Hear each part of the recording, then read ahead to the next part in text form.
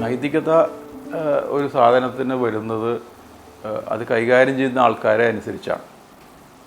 നിങ്ങളുടെ കയ്യിൽ എന്ത് ഒരു ആയുധം തന്നാലും എന്ത് തന്നാലും അത് പിടിക്കുന്ന ആളുകളുടെ അനുസരിച്ചാണ് വരുന്നത്.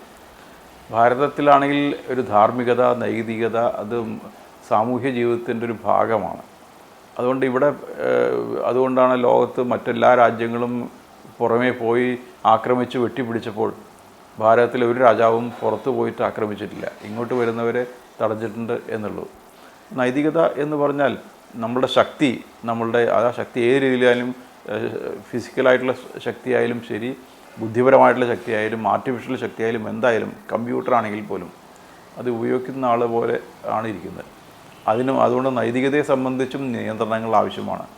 ഇന്ന് അങ്ങനത്തെ നൈതികതയിൽ യാതൊരു നിയന്ത്രണവുമില്ലാത്തൊരു കാലഘട്ടത്തിൽ തീർച്ചയായിട്ടും അതിലും നിരവധി നിയന്ത്രണങ്ങൾ ഉണ്ടാക്കിക്കൊണ്ടുവരേണ്ടത് ആവശ്യമാണ്.